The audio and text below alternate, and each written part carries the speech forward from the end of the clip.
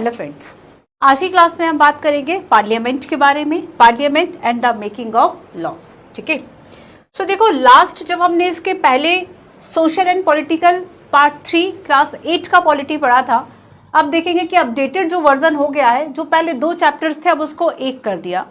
तो पहले पार्लियामेंट अलग था, है ना, why we need a parliament and making the, अगर हम मेकिंग ऑफ लॉज की बात करें ये अलग चैप्टर था। अब इस न्यू अपडेटेड जो एनसीईआरटी है आपकी, जो 23 में अपडेटेड हुई है, उसमें इन दोनों को मर्ज कर दिया। तो यहाँ पर हम इन दोनों को एक साथ ही स्टडी करेंगे, एक ही चैप्टर में पढ़ेंगे, parliament and the making of laws, है ना, कि आखिर पार्लियामेंट की जरूरत हमें क्यों है और किस तरीके से जो कानून व्यवस्था है, किस तरीके से कानूनों का जो निर्माण है वह किया जाता है। देखो इसमें हमें पढ़ना है क्या क्या सब टॉपिक्स हैं। वाई शुड पीपल डिसाइड, आखिर लोगों को क्यों निर्णय लेना चाहिए, क्यों लोगों को अपना जो एक कंसेंट है वह गवर्नमेंट को देना चाहिए, किस तरीके से उनके ही कंसेंट पर जो गवर्नमेंट है, जो लेजिस्लेटिव है, वह बन रही है। सेकेंड हम बात करेंगे पीपल एंड देयर रिप्रेजेंटेटिव्स, है ना, लोग और उनके प्रतिनिधि। हम देखते हैं कि हमारे यहाँ डायरेक्ट डेमोक्रेसी का कॉन्सेप्ट नहीं है, हमने इनडायरेक्ट फॉर्म ऑफ डेमोक्रेसी अपनाया और यहाँ पर हम वोट दे के खुश है। हमने वोट दिया, एक व्यक्ति को अपनी सहमति दे दी, कंसेंट दे दिया, है ना, हमने उसको इलेक्ट कर दिया और उसके बाद वह आगे जाकर हमारे लिए स्टेट लेजिस्लेटिव में और सेंट्रल में, लोकसभा में, राज्यसभा में यानी पार्लियामेंट में बैठकर हमारे लिए लॉ मेकिंग का काम करेगा।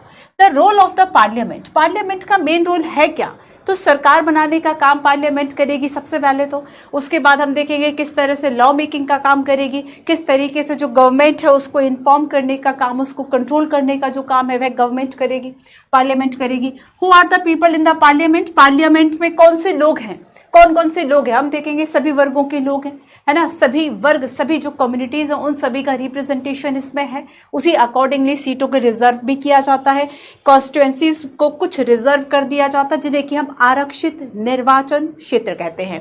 लॉ कमीशन की बात करेंगे, ये एक्स्ट्रा हम पढ़ेंगे। और याद रखना इस बार यूपीएससी ने लॉ कमीशन से क्वेश्चन भी पूछा था, डायरेक्ट नहीं, आपको 3-4 जो कॉन्स्टिट्यूशनल नॉन कॉन्स्टिट्यूशनल बॉडी है उसको लिख दिया था और आपसे पूछा था कि इसमें से कौन सी ऐसे हैं जो कि कॉन्स्टिट्यूशनल अथॉरिटी रखते हैं। How do need a law come about, है ना, किस तरीके से जो नए नियम है वह बनाए जाते हैं, अस्तित्व में आते हैं। और अगर एक और इसमें बात पढ़ेंगे कि अगर कोई नियम ऐसे बन जाते हैं जो कि बहुत ही ज्यादा अनपॉपुलर है, ठीक है, लोग उस पर डाउट कर रहे हैं, डाउटफुल है, तब किस तरीके से उस कंट्रोवर्सी को शांत किया जाता है, उस तरह के जो रूल्स है वह कैसे खत्म किए जा सकते हैं, इस पर हम चर्चा करेंगे। चलिए, तो सबसे फर्स्ट है parliament and the making of law. We in India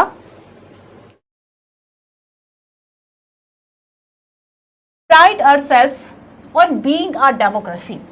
Here we will try and understand the relation between the idea of participation in decision making and the need of all democratic government to have the consent of their citizens, है ना।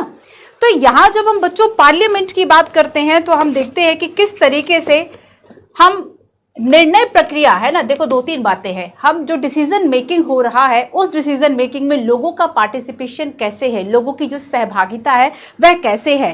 तो यहाँ पर सभी जो democratic country खुद को कहते हैं उन्हें नागरिकों की सहमति, जो कंसेंट है सिटीजन्स का, वह बहुत जरूरी होता है। तभी हम ये कह सकते हैं कि कोई पर्टिकुलर जो कंट्री है वह डेमोक्रेटिक है। तो पार्लियामेंट क्या है, एक तरीके से पार्लियामेंट हमारी आपकी सहमति है कि ठीक है भैया आप जाओ और वहां पर बैठकर हमारे लिए लॉ मेकिंग करो, हम उस चीज को मानेंगे, है ना। तो आपने क्या किया, आपने एक सहमति दे दी। तो गवर्नमेंट, याद है आपको गवर्नमेंट का मतलब क्या था, गवर्नमेंट वर्ड का मतलब क्या था, अ ग्रुप ऑफ पीपल, है ना, एक लोगों का समूह जिसके पास अथॉरिटी है लॉ मेकिंग करने की, गवर्न करने की, शासन करने की।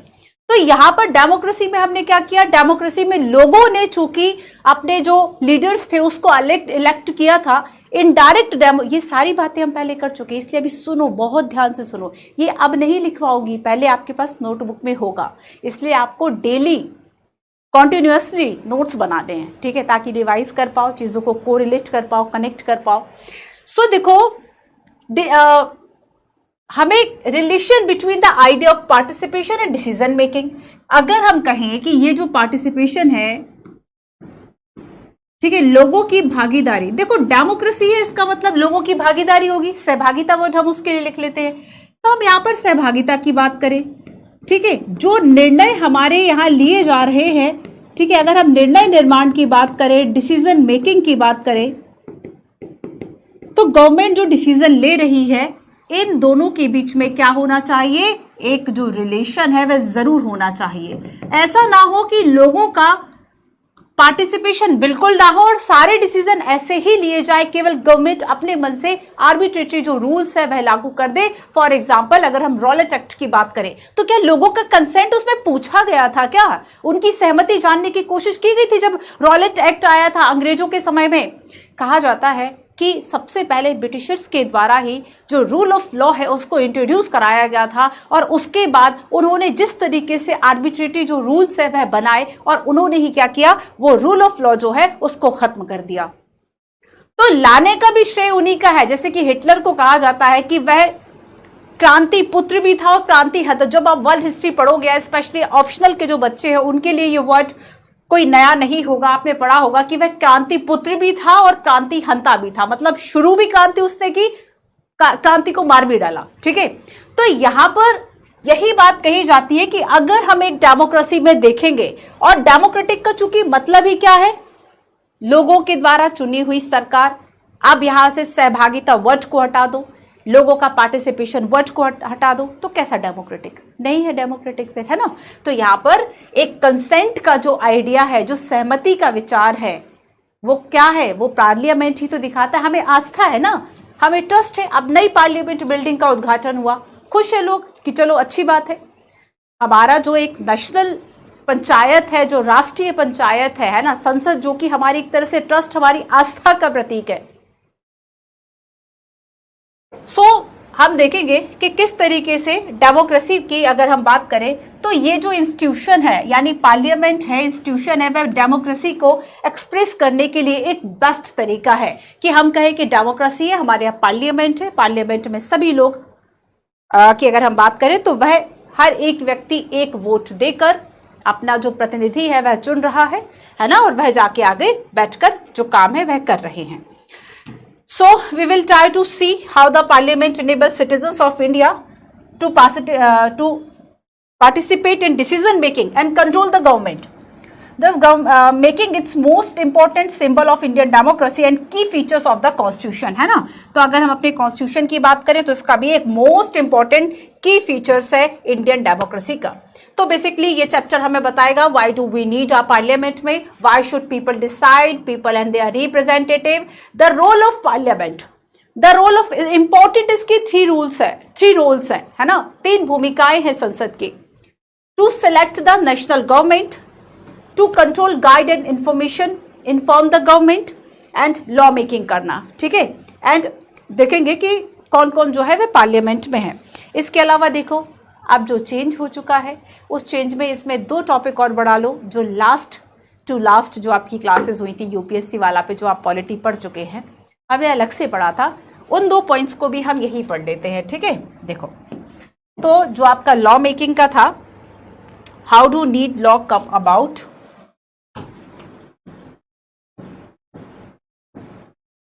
How do new law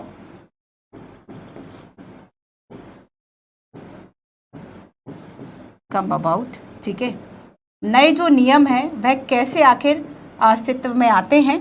and second हम देखेंगे इसमें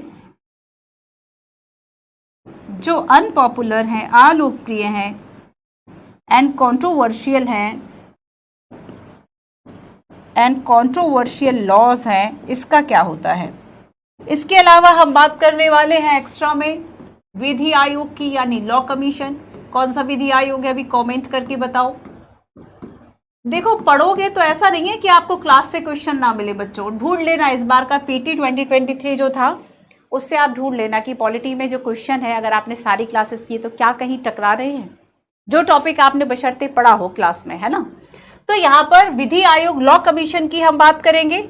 इसके अलावा यूपीएससी के कुछ क्वेश्चंस, पीवाईक्यू। सबसे पहला क्वेश्चन शुरू करते हैं कि आखिर लोगों को फैसला क्यों लेना चाहिए और हमें संसद क्यों चाहिए, इससे रिलेटेड एक पहला ही क्वेश्चन है। Consider the following assertions about democracy. ठीक है, निम्न कथनों पर लोकतंत्र के संबंध में विचार। 2 सेंटेंस है। फर्स्ट कहता है द टेक ऑफ पॉइंट, जहां से चीजें शुरू हो रही हैं, जहां से आप प्रस्थान कर रहे हैं, take off point. Take off point for a democracy is the idea of consent. Democracy का एक शुरुआती बिंदु है आइडिया ऑफ कंसेंट, लोगों की सहमति। It is the decision of people that create a democratic government. लोगों का विचार, लोगों की एक तरह से निर्णय ही है जो सरकार बना रहा है लोकतंत्र में। तो आपको क्या लग रहा है, क्या ये टेक ऑफ पॉइंट होना चाहिए या फिर ये डेमोक्रेटिक गवर्नमेंट ही क्रिएट कर रहा है, यही डिसीजन लोगों का? क्या ये दोनों बातें सही है? आपको बताना है कौन सा स्टेटमेंट जो है वह करेक्ट है। डेफिनेटली है ना, option number C, 1 and 2 both, दोनों ही जो है वह करेक्ट हैं, दोनों ही कथन इसके बारे में बिल्कुल करेक्ट हैं। ठीक है, तो यहां पर अगर हम देखें कि टेक ऑफ पॉइंट है, लोगों की जो डिजायर है, लोगों की जो अप्रूवल है, ठीक है, लोगों की जो इच्छा है, लोगों की जो एक अप्रूवल है, वो सभी चीजें हमें अप्रूवल है एंड लोगों का पार्टिसिपेशन है, पार्टिसिपेशन, भागीदारी। ठीक है, ये सारी चीजें कहां पर हैं? ये सारी चीजें हमारी कहां पर है? डेमोक्रेसी के थ्रू पार्लियामेंट। तो डेमोक्रेसी मतलब, अब देखो इसको ऐसे समझो, अगर हम डेमोक्रेसी की बात करें तो डेमोक्रेसी के 2 टाइप्स।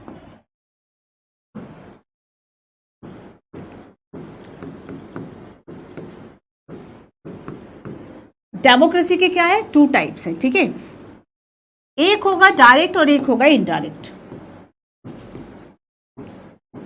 डायरेक्ट फॉर्म की अगर हम बात करें, प्रत्यक्ष लोकतंत्र, ये ऐसे देशों में होगा जहां की जनसंख्या बहुत कम होगी, पॉपुलेशन कम होगी, फॉर एग्जांपल स्विट्जरलैंड। ठीक है, और अगर हम डेमोक्रेसी का दूसरा जो टाइप है वह देखें, जो कि इंडिया में है, जिसे हम कहते हैं इनडायरेक्ट। ठीक है, इनडायरेक्ट डेमोक्रेसी। अब देखो, इनडायरेक्ट डेमोक्रेसी में क्या है, लोग सीधे उस कुर्सी पे नहीं बैठ रहे हैं, लोग क्या है, सीधे उस चेयर पे नहीं बैठ रहे हैं कि भाई हमें जो है यहां पर बैठने दो, पार्लियामेंट में सीट दे दो। वो क्या कर रहे हैं, इनडायरेक्ट, अप्रत्यक्ष रूप में क्या है, अप्रत्यक्ष तरीका ही है। इनडायरेक्ट का मतलब ये कि आप सीधे तौर पर वहां पे मौजूद नहीं है। इसका मतलब जो सिटीजन्स है, ठीक है, जो सिटीजन्स है ये क्या कर रहे हैं, ये वोट देकर खुश है। तो इन्होंने वोट दे दिया, वोट किस आधार पर दिया? Universal adult franchise. ठीक है, सार्वभौमिक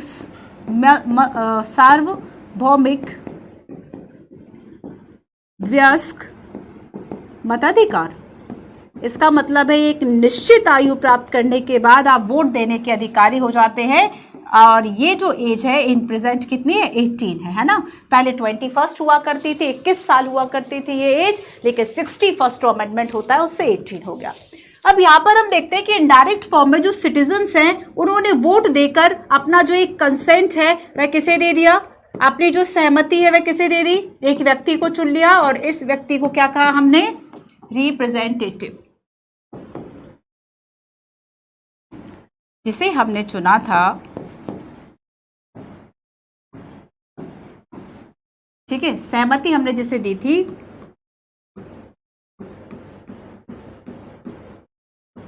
ये हमारा रिप्रेजेंटेटिव हो गया, प्रतिनिधि। ठीक है, और यही प्रतिनिधि आगे जाकर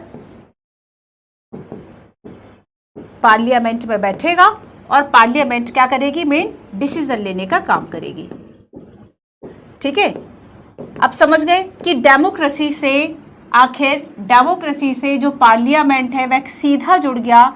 ठीक है, क्लियर है? तो यहां पर जो पार्टिसिपेशन है, जो लोगों का एक कंसेंट है, सहमति है, जो लोगों का डिजायर है, जो उनकी इच्छा है, ये सारी चीजें एक डेमोक्रेसी में डायरेक्ट रूप से हमारे संसद से जुड़ जाती हैं। ठीक है, लोकतंत्र का मंदिर और भी न जाने कैसी कैसे जो संज्ञाएं हैं वह पार्लियामेंट को दी जाती हैं। ठीक है, तो यहां पर ये डायरेक्ट हमने डेमोक्रेसी से इसको जोड़ के समझ लिया। ठीक है, क्लियर है।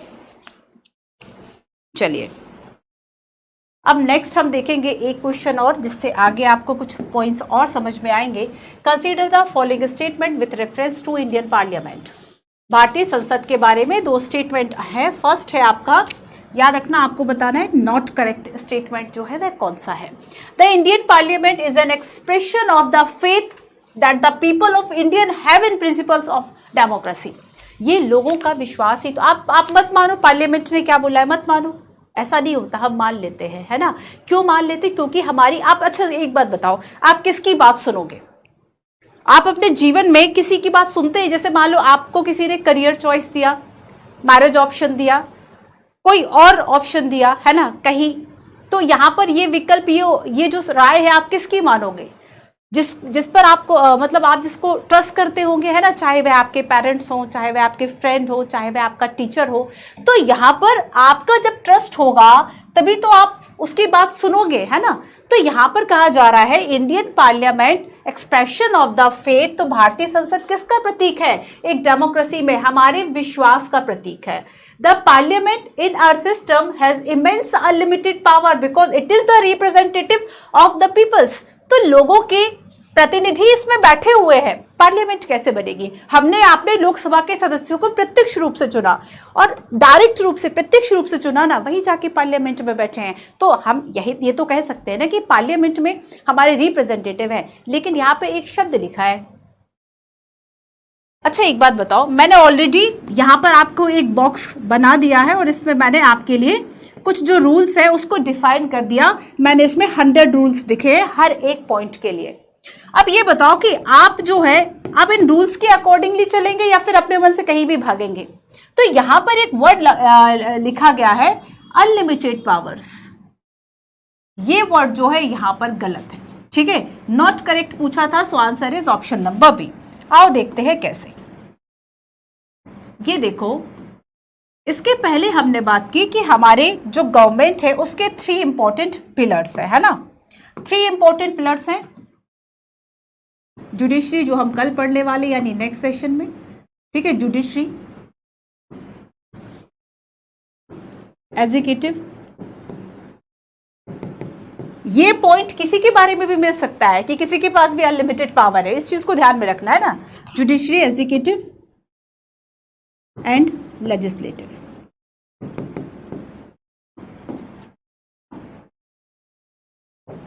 अब देखो, जब हम जुडिशरी की बात करेंगे, ठीक है, न्यायपालिका, तो हमारा संविधान क्या कहता है कि जो जुडिशरी है इसका काम होगा जस्टिस करना, इसका काम क्या होगा? न्याय करना। जो रूल ऑफ लॉ है, जो विधि का शासन है, इसको इंप्लीमेंट करना। जो वायलेट कर रहे हैं रूल्स को उनको सजा देना, ये जुडिशरी का काम हो गया। जब हम एग्जीक्यूटिव की बात करेंगे बच्चों, एग्जीक्यूटिव यानी कार्यपालिका, एग्जीक्यूटिव एग्जीक्यूशन से ही जुड़ा हुआ है। इसका मतलब क्या हुआ? जो विधियां बनी हुई है ना उसको लागू कराने का काम है ना। तो एग्जीक्यूटिव में आपके जैसे कि जो मिनिस्टर्स है वह आ गए। ठीक है, इसके अलावा अगर हम सिविल सर्वेंट की बात करें, नौकरशाह ब्यूरोक्रेट्स की बात करें, लोक सेवकों की बात करें, तो ये भी इसमें आ गए। और संविधान कहता है, ठीक है, पार्ट से पिलर, कि जो लेजिस्लेटिव है, लेजिस्लेटिव यानी विधायिका। विधायिका क्या है? विधायिका मतलब जो लॉ मेकिंग का काम करे, विधान बनाए, लॉ मेकिंग का काम करे। अब इसको सारे अधिकार थोड़ी दे दिए गए हैं, ठीक है।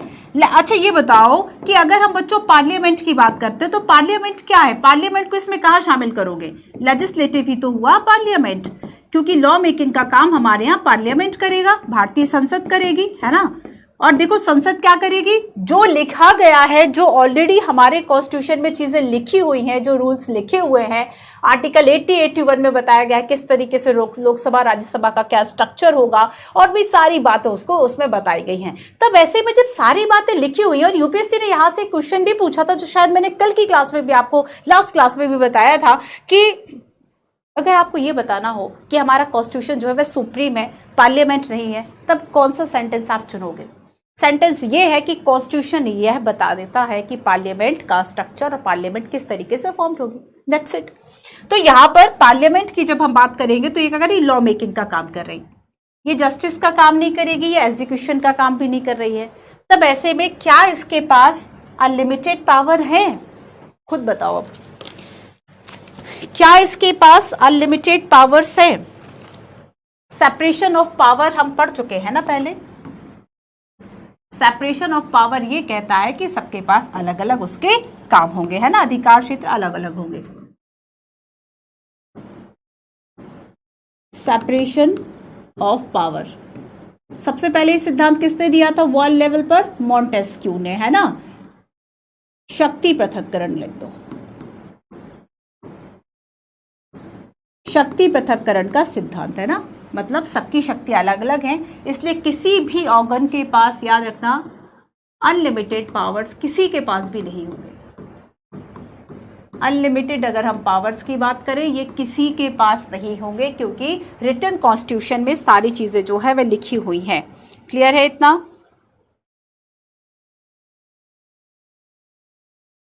और एक बात और याद रखो बच्चों की, जो ये सेपरेशन ऑफ पावर है ये हमारे बेसिक स्ट्रक्चर का पार्ट है संविधान के, ये हमारे संविधान के बेसिक स्ट्रक्चर का पार्ट है, ठीक है, क्लियर है, जो कि जो लिमिट्स है वह सेट करता है। तो ये आपके लिए काफी इंपॉर्टेंट पॉइंट था। दो तीन बातें हमने समझ ली, डेमोक्रेसी और डेमोक्रेसी को जोड़ते हुए हमने यहाँ पर पार्लियामेंट की बात की और साथ ही हमने देखा कि सेपरेशन ऑफ पावर। एक क्वेश्चन और, consider the following statement about parliamentary powers, ठीक है। पार्लियामेंट, अगर हम शक्तियों की बात करें, क्या क्या उसके पास शक्तियां हैं?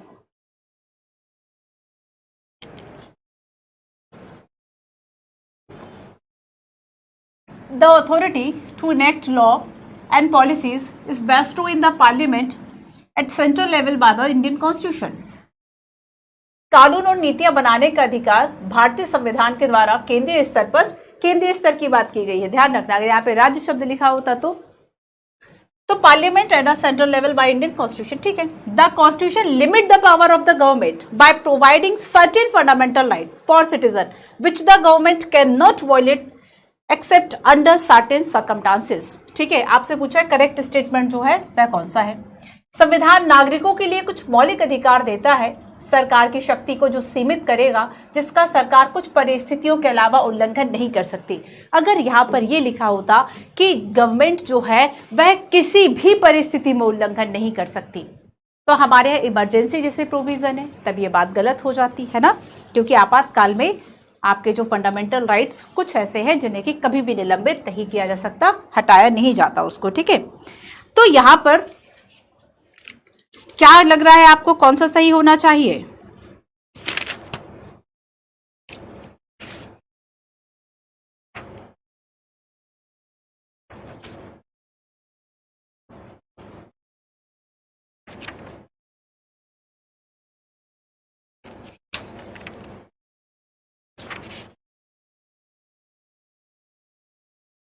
फंडामेंटल राइट्स, है ना। देखो कल भी हमने इस पर बात की थी कि जब हम फंडामेंटल राइट्स की बात करते हैं तो ये एक तरीके से हमारे कॉन्स्टिट्यूशन के पार्ट 3 में प्रोटेक्टेड किए गए हैं, और यहाँ पर जो सुप्रीम कोर्ट है वह इनका संरक्षक है, ठीक है, अभिभावक है। ऐसे में अगर किसी भी तरह से फंडामेंटल राइट्स जो है वह कम होते हैं और कोई जो लॉ है वह बनाया जाता है, तब उस लॉ को क्या किया जाएगा? वॉइड घोषित किया जाता है, ठीक है, शून्य घोषित कर दिया जाता है। तो फंडामेंटल राइट्स का सामान्य उसमें उल्लंघन नहीं किया जा सकता, लेकिन हमारे फंडामेंटल राइट एब्सोल्यूट नहीं है। ये भी मैंने लास्ट क्लास में आपको बताया था, है ना। जो बच्चे ऐसा है कि वह कॉन्टिन्यूसली क्लास नहीं देख रहे हैं, तो जब आप सारी क्लासेस देख लोगे आपको सी कॉन्सेप्ट मिल जाएंगे, ठीक है। तो यहाँ पर क्या है कि ऐसे लॉ जो फंडामेंटल राइट का वॉल्यूशन करे, है ना, उसको शून्य घोषित किया जाएगा, लेकिन फंडामेंटल राइट पर रीजनेबल जो रिस्ट्रिक्शंस है, जो उचित प्रतिबंध है, ये लगाए जा सकते हैं। उचित प्रतिबंध जो है ये लगाए जा सकते हैं, ठीक है। सो यहाँ पर करेक्ट स्टेटमेंट क्या होगा? both 1 and 2.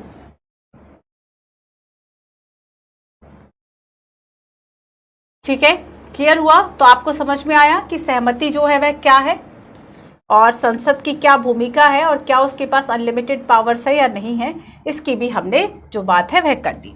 चलिए अब कुछ शॉर्ट पॉइंट्स हम लिखते हैं।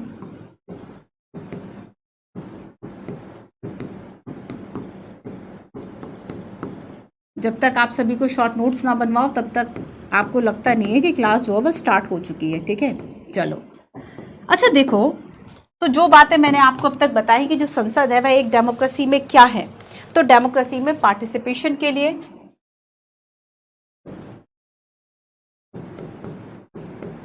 डेमोक्रेसी में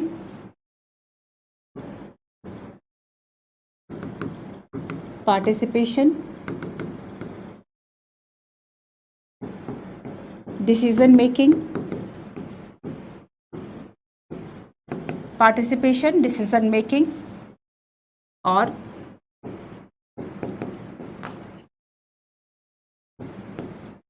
कंसेंट ऑफ सिटीजन्स, है ना। पार्टिसिपेशन भागीदारी और निर्णय नीतियों को बनाना, ठीक है, और कंसेंट और लोगों की जो सहमति है, ये एक डेमोक्रेसी में बहुत जरूरी है। यही सारी चीजें मिलकर क्या बनाती हैं? एक लोकतांत्रिक सरकार बनाती है। लोकतांत्रिक, अगर हम देश की बात करें तो बहुत जरूरी है कि उसमें भागीदारी हो नीतियों के निर्माण में और लोगों की सहमति हो। तो यहां हम देखेंगे कि जो पार्लियामेंट है, पार्लियामेंट में क्या कर रही है? गवर्नमेंट पर कंट्रोल करने का काम करेगी और भी काफी सारे काम हैं। अब देखो, अगर हम ये देखें कि आखिर लोगों को क्यों डिसीजन मेकिंग में पार्टिसिपेट करना चाहिए, या इसे समझो, है ना। अगर हम डिसीजन मेकिंग की बात करें,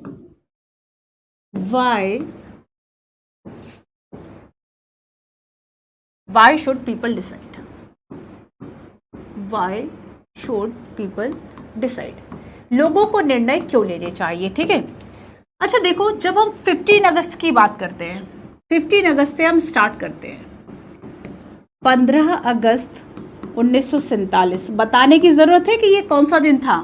इस दिन हमें स्वतंत्रता मिली थी। हमें ब्रिटिशर्स से 200 साल की जो गुलामी है, हम इंडिपेंडेंट हो गए थे, हम स्वतंत्र हो गए थे, है ना, स्वतंत्र हो गए थे। तो ऐसे में बच्चों हम देखते हैं कि जब फ्रीडम के लिए स्ट्रगल चल रहा था तो डिफरेंट बैकग्राउंड के लोग थे जो एक साथ आते हैं, अपनी भागीदारी करते हैं और ताकि वे देश को स्वतंत्र करा सके। उसके पीछे देखो, जब हम किसी चीज के लिए लड़ रहे होते हैं तो उसके पीछे कहीं ना कोई ऐसा की पॉइंट, कोई एक वैल्यू होती है जिसको कि हम डिफेंड करना चाहते होंगे, जिसके के लिए हम बहुत बड़े समर्थक होंगे, है ना। जैसे कि जब सही गलत की लड़ाई हो, जब स्वतंत्रता की लड़ाई हो, तब लोग बहुत एग्रेशन के साथ उस मूल्य को पाने के लिए लड़ते हैं। और यहां पर हम देखते हैं कि 15 अगस्त 1947 को जब हमारे देश को स्वतंत्रता मिलती है, इसके पहले अगर हम स्ट्रगल की बात करें, जो एक बहुत लंबा जो स्ट्रगल चला, ठीक है, बहुत लंबा जो स्ट्रगल हुआ, इसमें डिफरेंट जो बैकग्राउंड के लोग हैं वो सब शामिल थे, लेकिन बच्चों इन सब के मूल्य एक ही थे। ये क्यों लड़ रहे थे? ये पार्टिसिपेशन के लिए लड़ रहे थे। ये पार्टिसिपेशन के लिए लड़ रहे थे। ये लड़ रहे थे फ्रीडम के लिए, स्वतंत्रता के लिए। इन्हें सिर्फ स्वतंत्रता थोड़ी चाहिए थी, इन्हें पार्टिसिपेशन भी चाहिए था और इन्हें इक्वालिटी भी चाहिए थी, समानता भी चाहिए थी, है ना। और यहां पर हम देखेंगे बच्चों कि जब कॉलोनियल रूल था, ब्रिटिश औपनिवेशिक, है ना, उनका जब शासन था, ब्रिटिशर्स का जब शासन था, तब हम उनसे पार्टिसिपेशन नहीं मांग सकते थे। और अगर कुछ पार्टिसिपेशन हमें मिला भी कुछ एक्ट से, जैसे 1909 का अगर हम एक्ट देखें, है ना, तो यहां पर 1909 का जो गवर्नमेंट ऑफ इंडिया एक्ट था उसमें हमें पार्टिसिपेशन मिला, बट बहुत कम, है ना, बहुत कम जो पार्टिसिपेशन है वह दिया गया।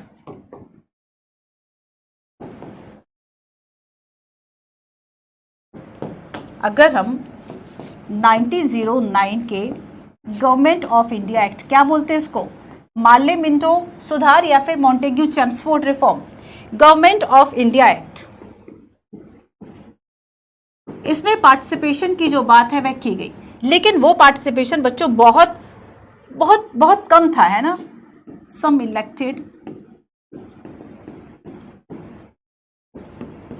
रिप्रेजेंटेशन, सम इलेक्टेड रिप्रेजेंटेशन, बहुत कम जो है वह दिया गया। और यहां पर याद रखना कि अगर कभी क्वेश्चन आता है कि क्या यहां पर हमें यूनिवर्सल एडल्ट जो फ्रेंचाइज है, ठीक है, यूनिवर्सल एडल्ट जो सफरेज या फ्रेंचाइज दोनों ही वर्ड आ जाते हैं,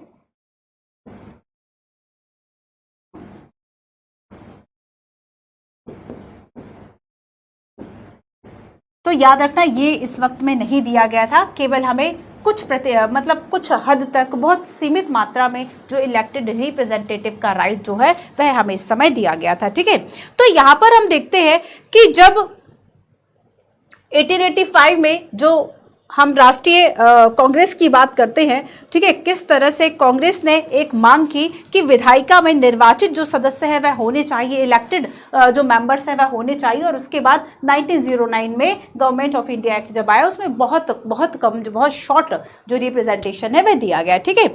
इसके बाद देखो 1935 में भी ऐसे कुछ जो पॉइंट्स है वह शामिल थे।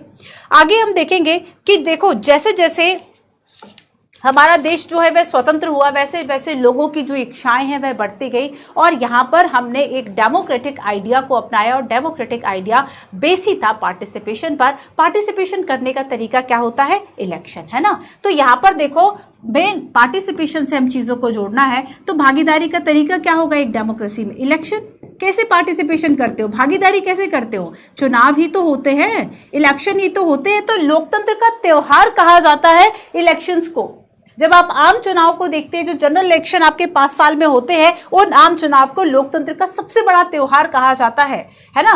तो यहां पर पार्टिसिपेशन का माध्यम क्या है? इलेक्शन, है ना। इलेक्शन के लिए देखो, अगर हम इलेक्शन की बात करें तो आपने लास्ट इसको पढ़ा होगा कि इलेक्शन हम कैसे करेंगे, कैसे हम अपने रिप्रेजेंटेटिव को चुनेंगे। तो हमने इलेक्शन के उद्देश्य से एक देश को कई पार्ट्स में क्या किया? डिवाइड किया। और ये काम डेलिमिटेशन जो आयोग है वह करता है ना। आर्टिकल 82 ये पढ़ चुके हैं हम, परिसीमन आयोग। तो यहां पर जो कॉन्स्टिट्यूएंसीज है, जो निर्वाचित क्षेत्र है, निर्वाचन क्षेत्र है ना, एक निर्वाचन क्षेत्र से एक प्रतिनिधि चुना जाता है। और यहीं पर कुछ कॉन्स्टिट्यूएंसीज को क्या किया जाता है? हम इस तरीके से रिजर्व कर देते हैं। कुछ कॉन्स्टिट्यूएंसीज जो है हम उनको रिजर्व कर देते हैं, जिसको कि आरक्षित निर्वाचन क्षेत्र कहा जाता है। और ये आरक्षित निर्वाचन क्षेत्र से वही व्यक्ति वोट लड़ सकता है जो कि उस पर्टिकुलर कम्युनिटी का हो। आरक्षित निर्वाचन क्षेत्र का मुख्य उद्देश्य ये होता है कि जो SC ST और ऐसी कम्युनिटीज है जिनकी वॉइस को बाकी जनरल चीज और जो कम्युनिटीज है वह नहीं उठाएंगी, इनके मुद्दों के लिए और इनकी आवाज जो है वह दब ना पाए। लोकतंत्र में चूंकि सभी वर्गों का प्रतिनिधित्व, रिप्रेजेंटेशन होना चाहिए, और इसी वजह से कुछ जो कॉन्स्टिट्यूएंसीज है जहां पर SC ST का जो पॉपुलेशन की अगर हम बात करें परसेंटेज ज्यादा है, उन्हें क्या किया जाता है? रिजर्व कॉन्स्टिट्यूएंसीज घोषित कर दिया जाता है। तो ये पार्टिसिपेशन का एक जो तरीका है वह होता है। फॉर एग्जाम्पल लोकसभा के लिए बात करें, अच्छा ये बताओ लोकसभा के लिए कितने निर्वाचन क्षेत्र है? 543 सीट है लोकसभा के लिए, है ना। सामान्य भाषा में हम सीट बोल देते हैं, बट ये सीट नहीं है, ये कॉन्स्टिट्यूएंसीज है, ये निर्वाचन क्षेत्र है, ठीक है। समझे इस बात को? तो ये पार्लियामेंट, निर्वाचित प्रतिनिधि, इन सब की हमने बात कर ली, ठीक है। क्लियर है?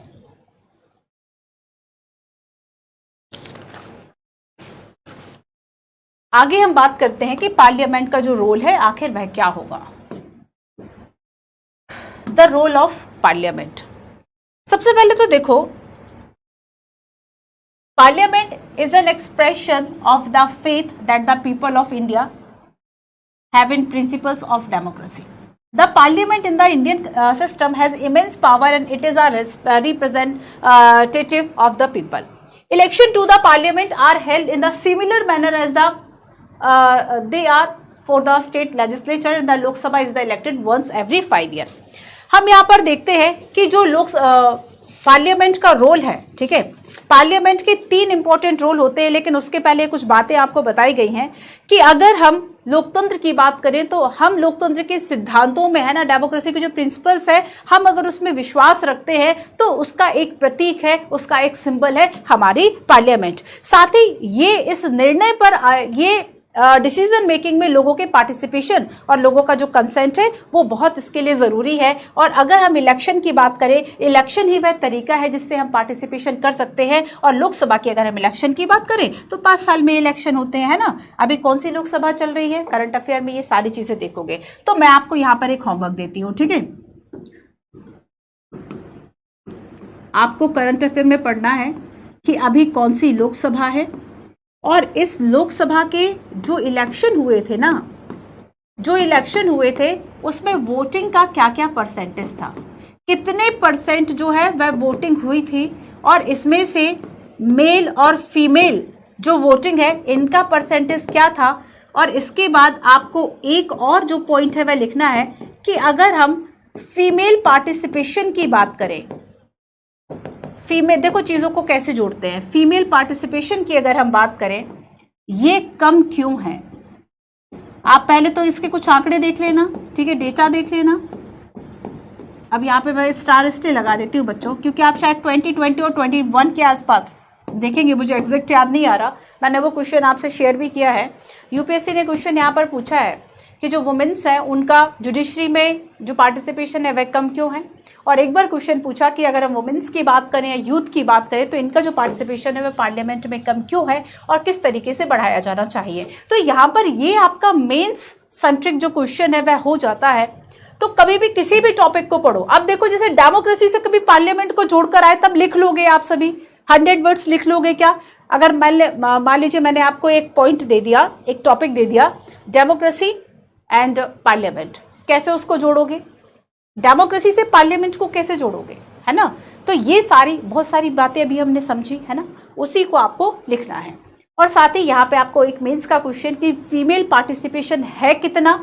पिछले अगर हम 60-70 वर्षों की बात करें तब उन इतने वर्षों में जो जब इलेक्शंस हुए कुछ परसेंटेज आप बता दीजिए, 3-4 डेटा बता दीजिए। शुरुआत में कितना था, बीच का कोई एक आध डेटा बता दो 80 के आसपास, फिर 2000 के बाद बता दो, रिसेंटली बता दो कि जो अभी रिसेंटली जो आम चुनाव हुए थे, जनरल इलेक्शन हुए थे लोकसभा के, उसमें क्या परसेंटेज था, वोटिंग का क्या परसेंटेज था। और अगर महिलाएं वोटिंग नहीं कर पा रही हैं तो उसके रीजन क्या है उसके पीछे। और अगर महिलाओं का पार्टिसिपेशन कम है, महिला एमपीज जो है, मेंबर ऑफ पार्लियामेंट जो है, उनकी अगर संख्या कम है और वह कितनी है ये भी देखोगे, ठीक है। तो जब बहुत आराम से जब पार्लियामेंट पढ़ोगे, गूगल पे डालना, जस्ट पार्लियामेंट की जो मेन वेबसाइट होगी उस पे इस तरह के जो सारे डेटा है वे बढ़िया सुंदर तरीके से पाई चार्ट एंड बाकी चार्ट्स में सारी चीजें होती हैं, एक बार देख लेना उनको, है ना। तो आंसर राइटिंग और इन सब के लिए बहुत इंपॉर्टेंट होते हैं ये डेटा।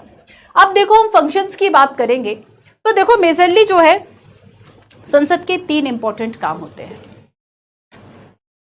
संसद का जब लोकसभा के चुनाव हो गए, आपको पता है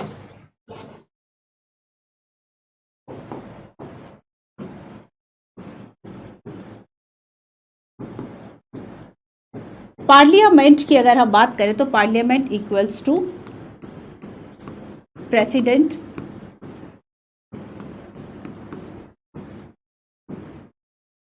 राज्यसभा एंड लोकसभा। तो पार्लियामेंट में क्या क्या आएगा, पार्लियामेंट में क्या क्या आएगा, तो संसद में राष्ट्रपति, ठीक है, राज्यसभा और लोकसभा, इन तीनों से मिलकर जो संसद है वह बनेगी।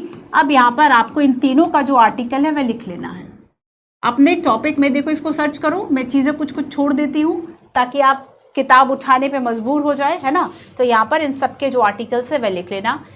प्रेसिडेंट के आर्टिकल की अगर हम बात करें, कौन सा आर्टिकल ये कहता है कि देश का राष्ट्रपति होगा, है ना, वह किस तरीके से कॉन्स्टिट्यूशनल एक कार्यकारी प्रमुख के रूप में काम करेगा, ये सारी चीजें। राज्यसभा की जो राज्यसभा होगी या लोकसभा होगी, जिस आर्टिकल में ये बात लिखी होगी उस आर्टिकल को यहाँ पे लिख लेना, ठीक है।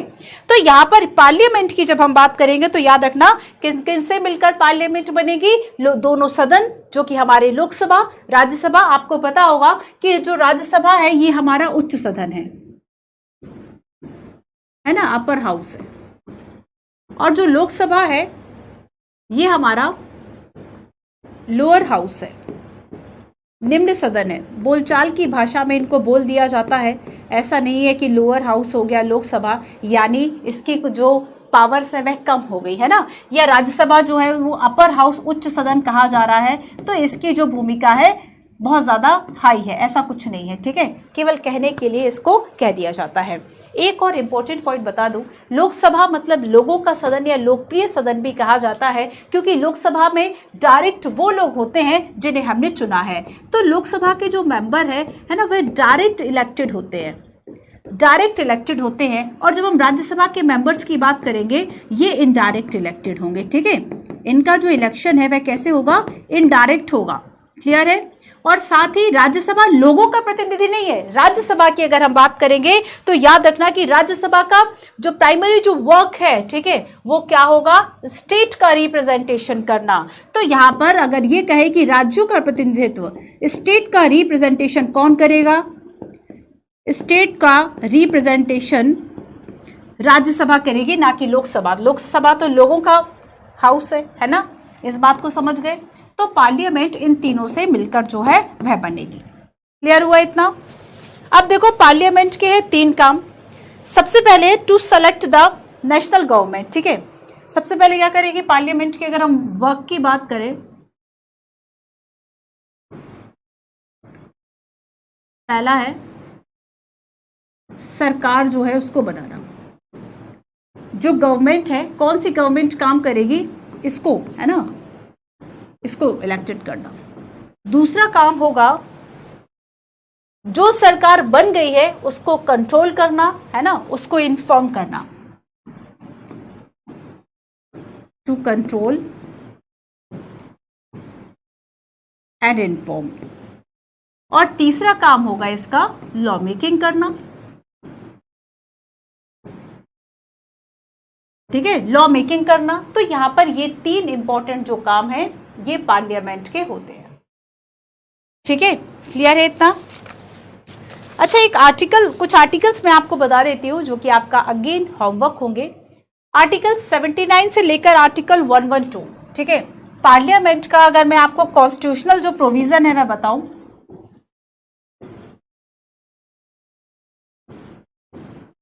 संविधान का जो पार्ट 5 है कॉन्स्टिट्यूशन का, आर्टिकल 79 से लेकर आर्टिकल 112 है ना, आर्टिकल 112 तक इसकी जो बात है वह की गई है। और इसमें पार्लियामेंट का कंपोजिशन, पार्लियामेंट का ऑर्गेनाइजेशन, पार्लियामेंट ऑर्गेनाइजेशन, इसका संगठन, इसकी संरचना, कंपोजिशन, कितने कितने लोगों से मिलकर बनेगी, है ना, कंपोजिशन, इसकी ड्यूरेशन, कितनी अवधि के लिए बनेगी। आपको पता होगा कि जो राज्यसभा है, अच्छा ये बताओ राज्यसभा कितने साल के लिए होती है और लोकसभा का टर्म क्या होगा। जैसे कि मैंने आपसे कहा कि लोकसभा का जो टर्म है 5 साल का है ना, लोकसभा जो है 5 साल के बाद स्वतः विघटित हो जाती है, भंग हो जाएगी। लेकिन जब हम राज्यसभा की बात करेंगे तो इसका जो समय है वह क्या होगा, स्थायी सदन है, परमानेंट है ना, ये कभी भंग नहीं होता है। क्लियर है, बस इसके जो मेंबर्स हैं वह चेंज होते रहते हैं। सो पार्लियामेंट के ऑर्गेनाइजेशन, कंपोजिशन, ड्यूरेशन, प्रोसीजर और प्रिविलेज, है ना, क्या प्रक्रिया होगी, प्रोसीजर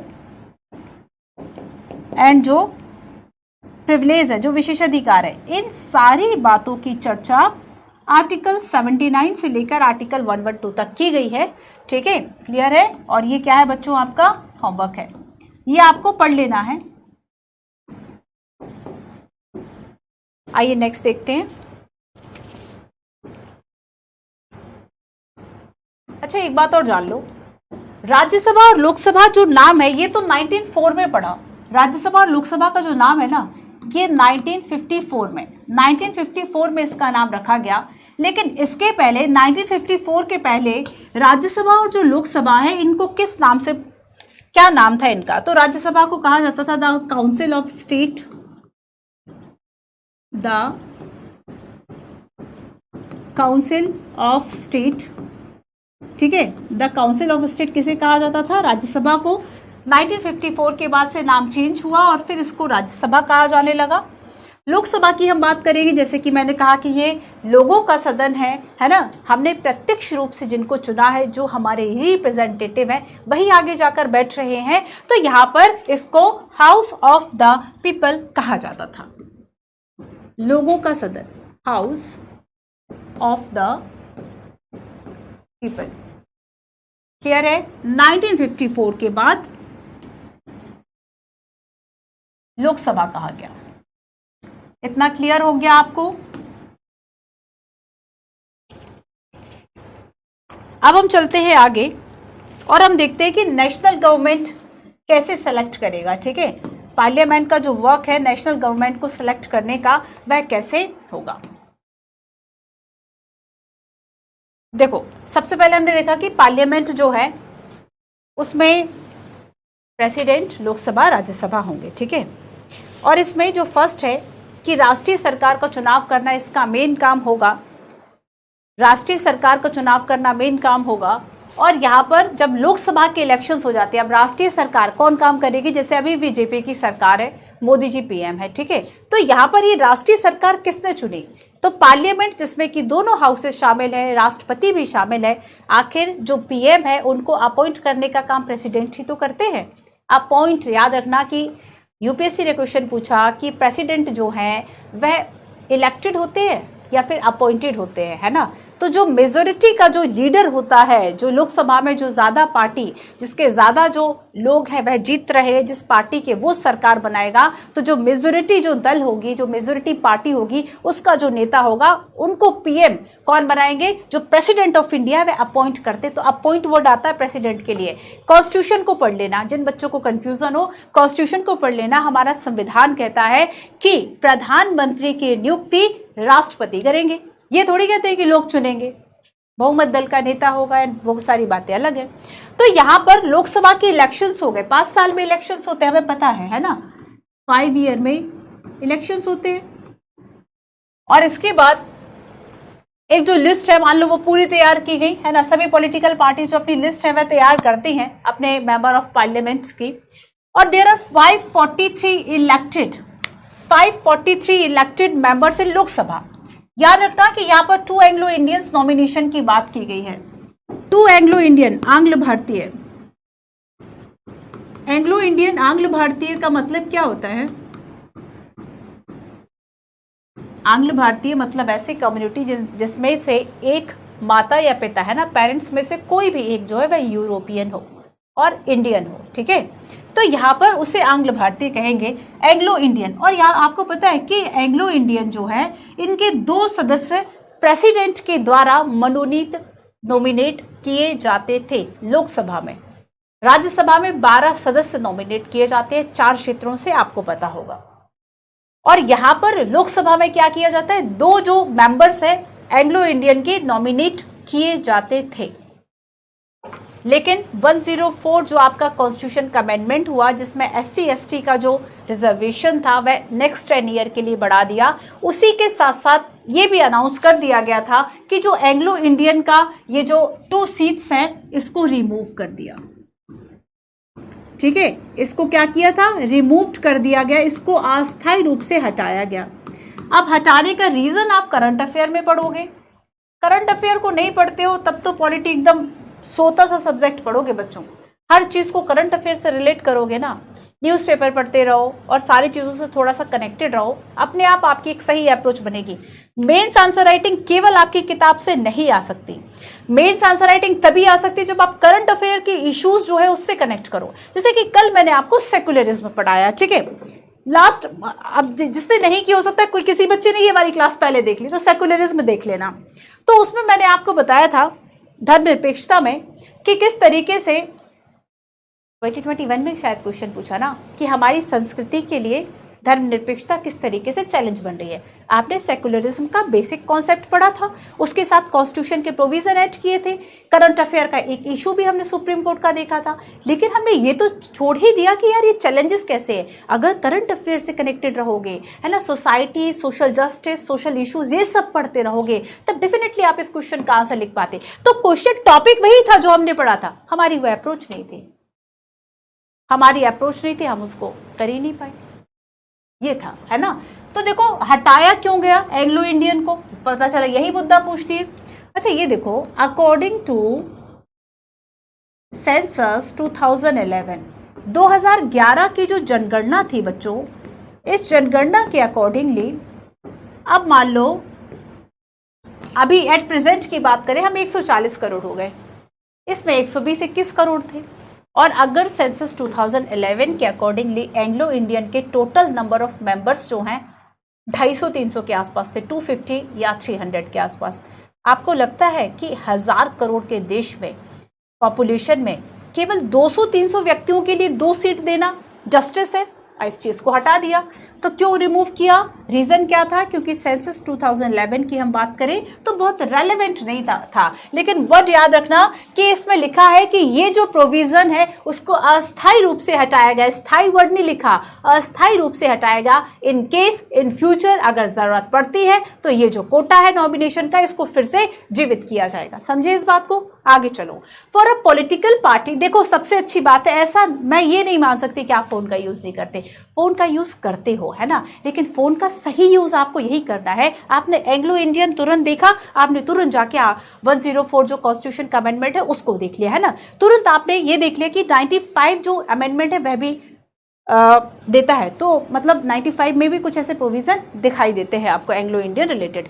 आपने सेंसस 2011 भी देख लिया, तो आपने तुरंत क्या किया, आपके पास अब एक इंफॉर्मेशन का मीडियम है, बहुत अच्छा माध्यम है कि आपके पास सेल फोन है। तो आप अपने मोबाइल फोन को रील्स स्क्रॉल करने की जगह, स्टोरीज स्क्रॉल करने की जगह, आपको इस तरह के जो शॉर्ट टॉपिक्स है उनको सर्च करना है ना। गवर्नमेंट के जो वेबसाइट्स है उनको थोड़ा सा एक गो थ्रू करते रहो, ठीक है। यूट्यूब पर आप जैसे कि संसद टीवी हो उसको सुनो, यहाँ पर। तो इस तरह की इंपॉर्टेंट चीज़ों के लिए जब आप सही यूज़ करोगे, सही यूज़ मोबाइल का आपको बहुत सारी इंफॉर्मेशन देगा, ठीक है। चलो, for a political party to form the government they must have a majority of elected MPs. अब majority party should have at least half the number. अच्छा ये बताओ, 543 में से अगर हम देखें कि मेजोरिटी हम किसको कहेंगे? जिसके पास हाफ से ज्यादा सीट हो, जिसके पास हाफ से ज्यादा सीट हो। और एक आंकड़ा अगर हम लगाते हैं कि 543, है ना, और चलो 540 कर देते हैं, है ना, तब यहां पर हम देखते हैं कि 272 जो मेंबर है, 272 मेंबर्स जो है वह जिसके पास होंगे वह मेजोरिटी पार्टी कहलाएगी, बहुमत वाली पार्टी कहलाएगी। अब देखो, the opposition in the parliament is form by all political party that oppose the majority party coalition form.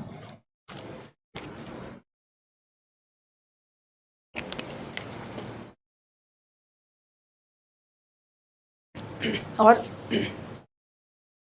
Majority जो पार्टी है उसके बाद बच्चों जो सेकंड लार्जेस्ट पार्टी होगी वह क्या कर रही है? अपोज कर रही है गवर्नमेंट को, गवर्नमेंट के सामने बैठ रही है और वह गवर्नमेंट की जो स्कीम्स है उनको अपोज कर रही है, ठीक है, उनकी कमियां गिनवा रही है। तो ये काम किसका होगा? पार्लियामेंट का हो गया। तो यहां पर इंपॉर्टेंट क्या हो गया कि जो लोकसभा है इसमें एग्जीक्यूटिव जो है उसको सेलेक्ट करना है, एग्जीक्यूटिव कार्यपालिका। अब कार्यपालिका में आते हैं मिनिस्टर, ठीक है, कार्यपालिका मिनिस्टर आते हैं। अब यहां पर समझो, पार्लियामेंट हो गया और यहां पर लोकसभा में क्या हुआ? लोकसभा में जो मेजोरिटी वाली पार्टी थी, जो मेजोरिटी वाली जो पार्टी थी, ठीक है, इसका जो लीडर था उनको बनाया गया पीएम, और पीएम को अपॉइंट किया जाता है। इस तरह के वर्ड्स ही आपको ध्यान रखने, ये यूपीएससी ने पूछा हुआ था। पीएम को अपॉइंटेड किया जाता है किसके द्वारा? Bye the president of India, president के द्वारा अपॉइंट किया जाता है। अब देखो, पीएम क्या करेगा? अदर जो मिनिस्टर्स हैं, ठीक है, इन मिनिस्टर्स को सिलेक्ट करेगा। सिलेक्ट वर्ड बोला है मैंने, अपॉइंट वर्ड नहीं बोला, क्योंकि बच्चों इन मिनिस्टर्स को भी अपॉइंट करने का जो काम है वह प्रेसिडेंट करेंगे, सिलेक्ट करने का काम पीएम करेंगे। तो पीएम के द्वारा सेलेक्ट किए गए जो एमपीज थे, जो सदस्य थे, उनको मंत्री बनाने का जो नियुक्ति होगी वह कौन कर रहे हैं? प्रेसिडेंट कर रहे हैं, ठीक है, प्रेसिडेंट कर रहे हैं। तब ऐसे में काम कैसे शुरू होगा आगे? तो जो ये मिनिस्टर्स हैं इनको अलग अलग जो मिनिस्ट्रीज हैं वह दे दी जाएंगी, ठीक है, जो मिनिस्ट्रीज है, जो मंत्रालय हैं वह बांट दिए जाएंगे। जो मंत्रालय है वह बांट दिए जाएंगे। अब जैसे चाहे एजुकेशन मिनिस्ट्री हो, चाहे रेल मिनिस्ट्री हो, ये सब दे दिया गया। उसके बाद जो बढ़िया काम काज है वह शुरू हो जाता है। तो एग्जीक्यूटिव, अब देखो एग्जीक्यूटिव आप आगे हम पढ़ेंगे कि ये 2 टाइप्स की होती है, एक होती है परमानेंट, एक होती है नॉन परमानेंट। परमानेंट में आते हैं जो सिविल सर्वेंट होते हैं, जो ब्यूरोक्रेट्स होते हैं, जो कि आप बनना चाहते हैं, ठीक है। यूपीएससी ने क्वेश्चन पूछा था कि ब्यूरोक्रेसी का मतलब क्या है। ब्यूरोक्रेसी मतलब वो तंत्र जो कि नीतियों के एग्जीक्यूशन का काम करता है, नीतियों को लागू कराने का काम करता है। गवर्नमेंट ने नीति बनाई कि मनरेगा जो है उसके अंतर्गत 100 दिन का रोजगार आपको दिया जाएगा, और अगर नहीं दिया गया तो आपको बेरोजगारी जो भत्ता है वह दिया जाएगा। यह काम आपके कलेक्टर ऑफिस से हो रहा है। कलेक्टर कौन है? ब्यूरोक्रेट है ना, नौकरशाह है, वह मेन काम तो वही कर रहा है। शुरुआत मतलब संसद में जो नीतियां बन रही है वो आपको, आयुष्मान कार्ड सरकार ने योजना बना दी। आयुष्मान कार्ड लेने पार्लियामेंट जाओगे? आपके यहाँ कोई डिपार्टमेंट होगा ना, आपके चाहे डिस्ट्रिक्ट लेवल पर हो, चाहे आपके तहसील लेवल पर हो, तालुका लेवल पर हो, पंचायत लेवल, कोई ना कोई एक ऐसा ऑफिस काम कर रहा होगा, और वहां पर गवर्नमेंट के द्वारा अपॉइंटेड जो एग्जीक्यूटिव का बंदा होगा, एग्जीक्यूटिव जो सिविल सर्वेंट होगा वो वहां पर होगा, और वो आगे चीजों को देखरेख में काम चला रहा होगा। तब इस तरीके से ये एग्जीक्यूशन जो है वह सारा होता है, ठीक है। So the executive is a group of person who work together and implement the law. तो एग्जीक्यूटिव का मेन काम क्या होगा? नीतियों को लागू कराना।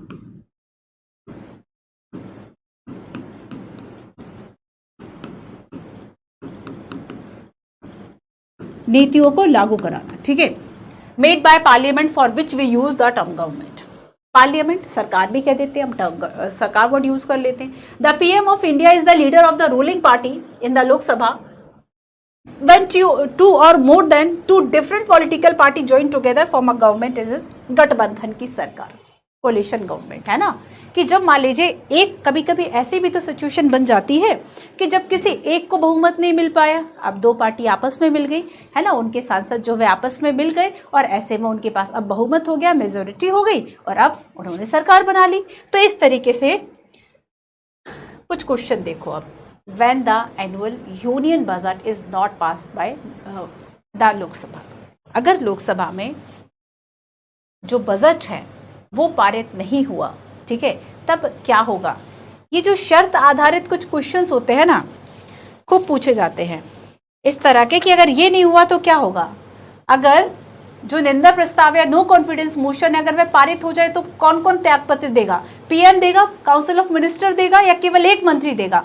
इस तरह के जो ये क्वेश्चन थे ना, कंडीशन बेस्ड लेकर यूपीएससी ने काफी पूछे हुए हैं, ठीक है। बताओ जरा इसको क्या आंसर होना चाहिए इसका, कि अगर हम ये कहते हैं कि जो बजट है वो लोकसभा में पारित नहीं हुआ, so the budget is modified and presented again, फिर से उसको संशोधन कर लो, सुधार कर लो, फिर से प्रेजेंट कर लो, क्या बुराई है। सेकेंड है the budget is refer to a Rajya Sabha for a suggestion, Rajya Sabha को भेज दिया जाता है कि भाई सजेशन दो, सुझाव दो। The union finance minister is asked to resign, है ना, वित्त मंत्री से जो है उससे पूछा जाता है इस्तीफा के लिए कि भाई इस्तीफा क्यों नहीं दे देते। And the PM submit the resignation of council of ministers, PM मंत्री परिषद का जो इस्तीफा है वह सौंप देता है। आगे हम समझेंगे कैबिनेट क्या होती है, काउंसिल ऑफ मिनिस्टर्स क्या होती है, पीएम और बाकी सारी चीजों को हम आगे समझेंगे, है ना। यहां पर समझ लो इस वर्ड को, मंत्री परिषद वर्ड को, ठीक है, जिसमें कि इंपॉर्टेंट जो मंत्री है वह होते हैं। काउंसिल ऑफ मिनिस्टर में 60-70 जो इंपॉर्टेंट मंत्री है वह होते हैं ना, कैबिनेट उससे छोटा होता है। कैबिनेट मतलब एकदम खास खास लोग। सो एनुअल बजट, सबसे पहले तो ये देखो बच्चों कि जो बजट है ना, बजट जो वर्ड है ये हमारे कॉन्स्टिट्यूशन में नहीं है। बजट वर्ड जो है वह संविधान में नहीं लिखा गया है। अब जब बजट नहीं लिखा तो पेश कैसे हो जाता है? आर्टिकल 112, आर्टिकल 112, आर्टिकल 112 कहता है कि एक एनुअल फाइनेंशियल स्टेटमेंट जो है वह पेश किया जाएगा। बजट वर्ड नहीं कहा जाता, वार्षिक वित्तीय दस्तावेज, ठीक है। एनुअल बहुत इंपॉर्टेंट है, यहां से भी क्वेश्चन आया। एनुअल फाइनेंशियल स्टेटमेंट, वार्षिक वित्तीय दस्तावेज, हिंदी में भी लिखो।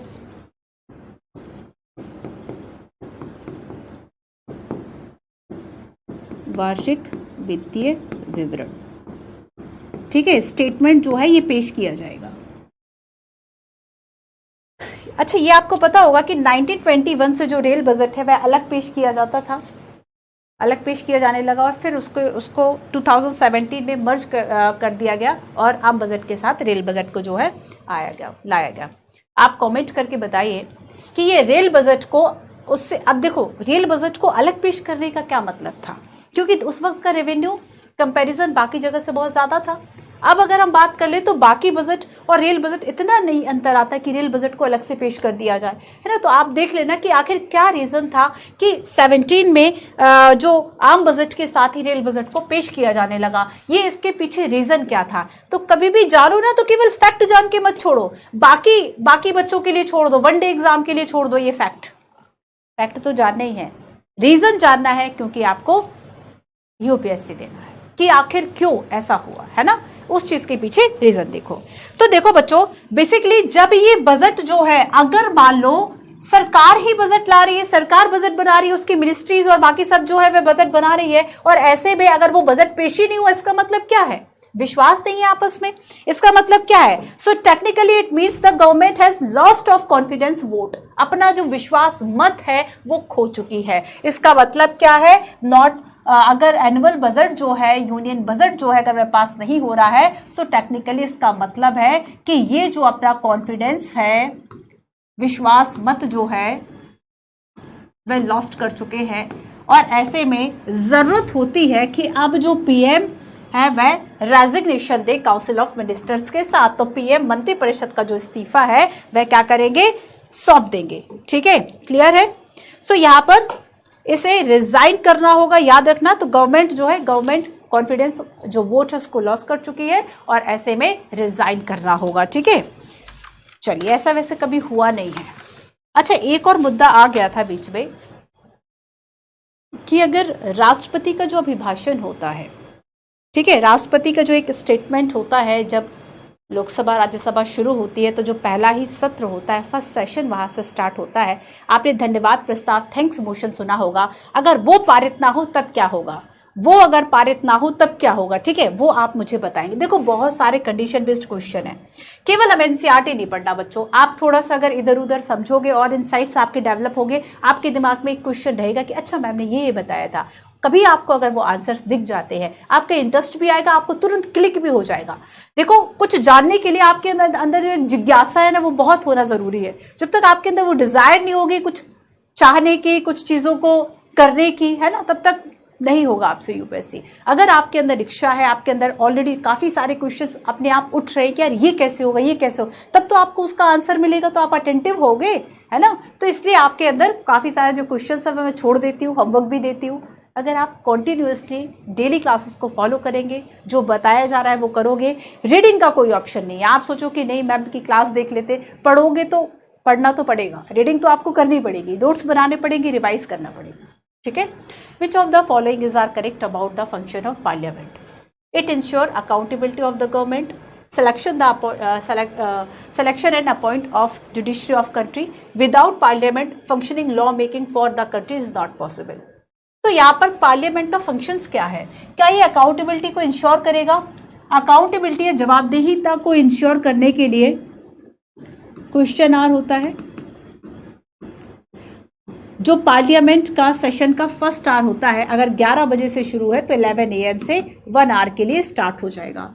देन इसके बाद सेकंड होता है अकाउंटेबिलिटी को इंश्योर करने के लिए, जिसको कि 0 आवर कहा जाता है, शून्यकाल कहा जाता है। 0 आवर इसलिए क्योंकि जब आप घड़ी में टाइम देखेंगे तब 12 बजे के पहले आपको ये समय दिखाता है, इसको कि शून्यकाल कहा जाता है। ठीक है, अब देखो कि ये शून्यकाल है और ये आपका प्रश्नकाल है।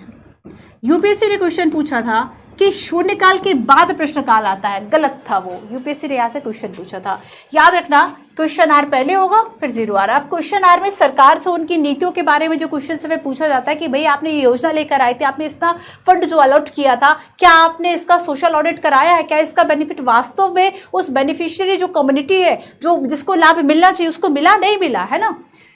सो ये बिल्कुल सही बात है ना, फर्स्ट सही है कि ये इंश्योर करेगा, जो पार्लियामेंट इंश्योर करेगा अकाउंटेबिलिटी को। Selection and appoint the judiciary of country. ठीक है, अगर हम कॉलेजियम सिस्टम की बात करें तो कॉलेजियम सिस्टम में सेंट्रल गवर्नमेंट और प्रेसिडेंट की भूमिका है। अगर हम जुडिशरी को हटाने की बात करें, जुडिशरी को हटाने की बात करें, जजेस को हटाने की बात करें, तो उनको इम्पीचमेंट जो है, उनके रिमूवल के लिए, उनको हटाने के लिए जो प्रस्ताव लाया जाता है वो कहाँ लाया जाता है? वो विधायिका में, है ना, लेजिस्लेटिव में। और ऐसे में पार्लियामेंट ही तो हुआ लेजिस्लेटिव, ऐसे में उसमें भी भूमिका है। Without parliament functioning law making for the country is not possible. बिल्कुल सही, लॉ मेकिंग का मेन काम ही पार्लियामेंट का है, अगर पार्लियामेंट वर्क नहीं कर रही। और यहां से क्वेश्चन उठता है, देखो विभिन्न देशों में क्या किया गया है ना, कि जैसे पार्लियामेंट जो है वह पूरे वर्ष में इतने आवर चलेगी, पूरे वर्ष में 120 दिन जो है वह काम करेगी। पार्लियामेंट आप देखेंगे कि अभी 1000 करोड़ का जो प्रोजेक्ट है सेंट्रल विस्टा, जिसके अंदर फिर से पूरा रेनोवेट किया गया है, चाहे हमारी पार्लियामेंट बिल्डिंग की बात करें, चाहे आप कर्तव्य पथ की बात करें, ठीक है, इंडिया गेट के चारों तरफ की बात करें, और भी उसमें कई बिल्डिंग्स जो है नॉर्थ और साउथ ब्लॉक की शामिल है। तो यहाँ पर हम देखेंगे इतना 1000 करोड़ जो रुपया है वह खर्च हो रहा है। और लोकसभा और राज्यसभा के जो सेशंस होते हैं ना, करोड़ों रुपए में एक सेशन, मतलब एक सेशन जो है करोड़ों रुपए की लागत आती है उसमें। लोग कहते हैं सिटीजन्स का ही तो पैसा है, हम टैक्स पे कर रहे हैं। अगर पार्लियामेंट ठीक तरीके से वर्क नहीं कर रही है, सेशन ही नहीं लग रहे हैं, इतना हंगामा हो रहा है, कोई बिल नहीं आ पा रहा है, पुलिस, आपको पता है पुलिस सुधार जो रिफॉर्म की बात की जा रही, हमारे पास पुलिस रिफॉर्म के लिए बच्चों 1870 के कुछ नियमों के तहत पुलिस जो है वह चलती है, ठीक है। तो यहां पर क्या है कि मतलब क्वेश्चन ये है कि पार्लियामेंट की अगर हम यूजफुल ये बात करें कि इसकी उपयोगिता जो है वह क्यों कम हो रही है, कैसे इसको बढ़ाया जा सकता है। अगर कोई कमेटी आई, उसके सुझाव, विभिन्न देशों के उदाहरण बताओ कि इस कंट्री में जो है वह तय है कि एक दिन में इतने आवर चलेगा, या फिर पेनाल्टी जो है वह भी लगाई जाए, इन सब पर इनकी अकाउंटेबिलिटी बढ़े, ठीक है। तो यहाँ पर पार्लियामेंट की जो उपयोगिता है क्या वह धीरे धीरे कम हो रही है, क्यों कम हो रही है, इसके कुछ रीजन आपको बताने। काफी सारे मेंस के क्वेश्चन देख लो, मैं बता रही हूं, है ना।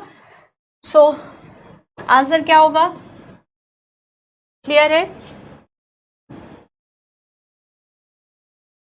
तो लोकसभा की बात हो गई, थोड़ी सी बात राज्यसभा की हो जाए। देखो राज्यसभा का मेन काम होता है स्टेट का रिप्रेजेंटेशन करना, ठीक है, रिप्रेजेंटेटिव। तो इसका प्राइमरीली एज द रिप्रेजेंटेटिव, राज्यों का प्रतिनिधित्व जो है वह कौन करती है, राज्यसभा। और राज्यसभा का एक और काम होता है कि जल्दबाजी में अगर लोकसभा के द्वारा कोई बिल जो है वह लाया जा रहा है उसको कानून बनाने के लिए, तो आपको पता होगा कि कोई भी लॉ तभी लॉ बनेगा जब वह लोकसभा राज्यसभा दोनों के द्वारा पारित कर दिया गया हो, उसको ओके कर दिया गया, और उसके बाद प्रेसिडेंट ऑफ इंडिया ने उस पर साइन कर दिए हो, उस दिन से वो पारित माना जाता है। इसके कुछ प्रोसेस होते हैं, पहला चरण, दूसरा चरण, तीसरा चरण, वोटिंग कराया जाना, उस पर बहस होना, उसमें संशोधन करना, फिर दूसरे सदन को भेज देना। दूसरा सदन मतलब अगर लोकसभा से शुरू हुआ है तो राज्यसभा, राज्यसभा से शुरू हुआ है तो लोकसभा, है ना। तो यहाँ पर लोग इसमें राज्यसभा की एक बहुत इंपॉर्टेंट, अब यहाँ से भी एक मेंस का क्वेश्चन आता है कि राज्यसभा को अगर रिप्रेजेंटेटिव ऑफ द स्टेट्स अगर कहा जा रहा है, इसकी क्या भूमिका है डेमोक्रेसी में, क्या इसकी उपयोगिता कम है, क्या राज्यसभा केवल एक रबर स्टैंप है, तो फिर हमने दूसरा सदन रखा ही क्यों है, केवल लोकसभा से ना काम चल जाए। राज्यसभा का कई पीसीएस अगर आप देखते होंगे तो यूपी पीसीएस, एमपी, क्वेश्चन पूछा गया कि राज्यसभा की इंपॉर्टेंस है क्या, सबसे बड़ी इंपॉर्टेंस तो यही है, स्टेट का रिप्रेजेंटेशन करना। दूसरी बात है कि जल्दबाजी में जो नीतियां बन रही है, कहा जाता है कि जो आपने कृषि बिल अगर आपने सुने हो, है ना, कृषि कानून जो आए थे लास्ट 2 ईयर पहले की अगर हम बात करें, तो उनको बहुत जल्दबाजी में पारित किया गया था। उसके बाद आपने देखा कितने जो पीजेंट मूवमेंट और जो आंदोलन है वह हुए, ठीक है। तो यहाँ पर एक दूसरा काम ही हो गया, it has an important role review and altering the law initiate by the Lok Sabha. The Rajya Sabha can also initiate legislation, विधि निर्माण की प्रक्रिया राज्यसभा से भी शुरू होती है। कुछ ऐसे कारण है, अब देखो एक और Lok Sabha, Rajya Sabha,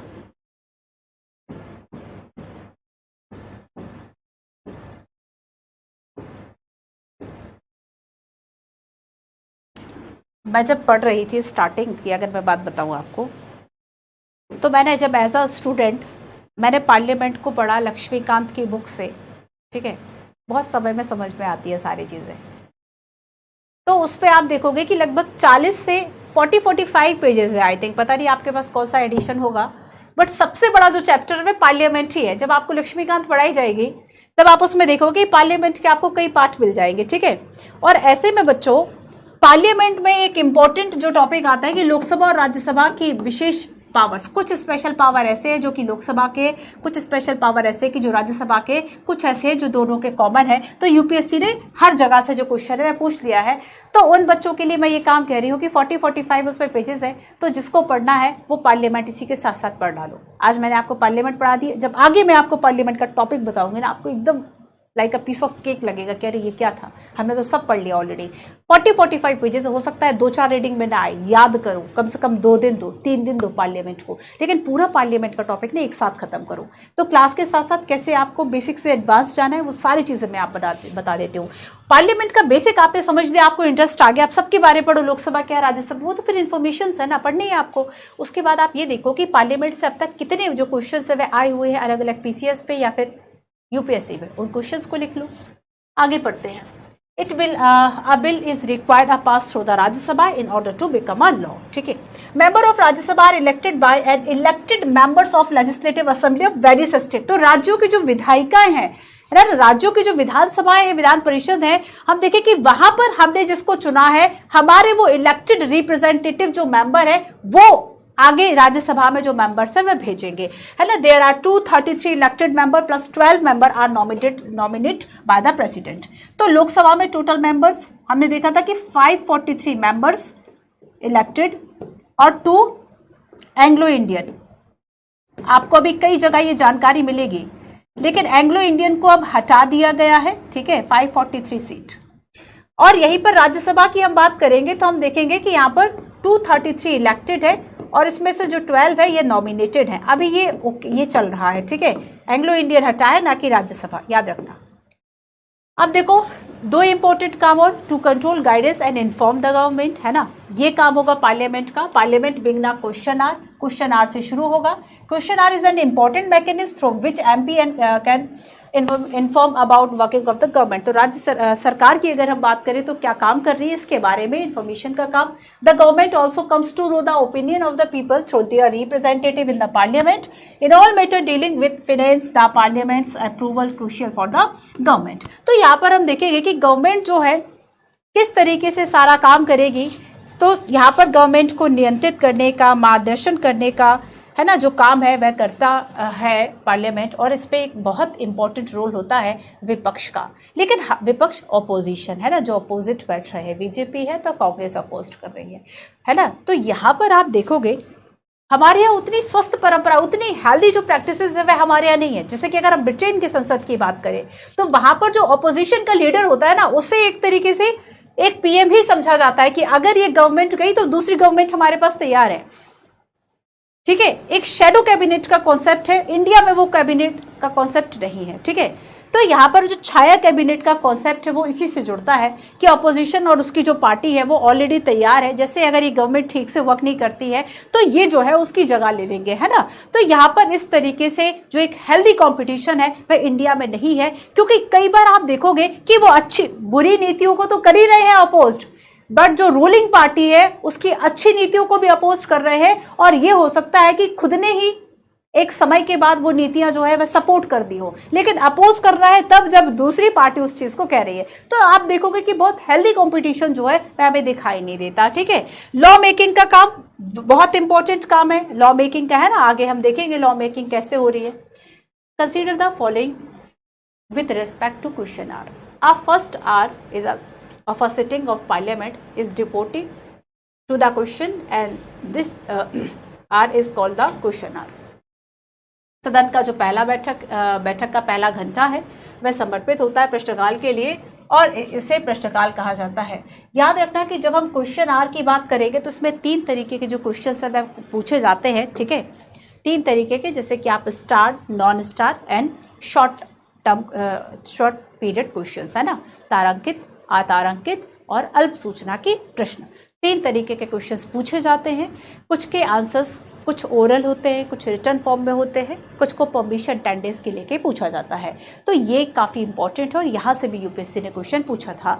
the time immediate following the 0 hour is known as question hour. शून्यकाल के ठीक बाद के समय को प्रश्नकाल के रूप में जाना जाता है। अब देखो क्या कहा जा रहा है कि पहला घंटा जो है वह प्रश्नकाल है, यहाँ पे कहा जा रहा है कि प्रश्नकाल के रूप में जाना जा रहा है, शून्यकाल के बाद का समय। अरे भाई प्रश्नकाल जो है वह 11 बजे से शुरू हो रहा है, क्वेश्चन आवर, ठीक है, और 00 जो 12 बजेंगे ना उसके बाद से आपका 0 आवर जो है वह शुरू हो रहा है। और याद रखना कि ये दोनों ही जो इनिशिएट किए गए हैं वह इंडियन इनोवेशन ही है, भारतीय नवाचार ही है, हमने किसी अन्य देश से यह परंपरा नहीं ली है। ये भी बात यूपीएससी ने पूछी है।